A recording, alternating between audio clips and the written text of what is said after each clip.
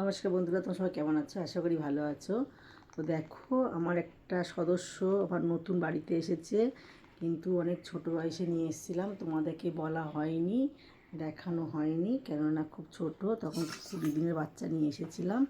তো বাঁচবে কি বাঁচবে না এই জন্যে তোমাদেরকে দেখা হয়নি। আর এখন বয়স মাত্র 2 মাস। তো তোমাদেরকে এই প্রথম এঁকে দেখাচ্ছি।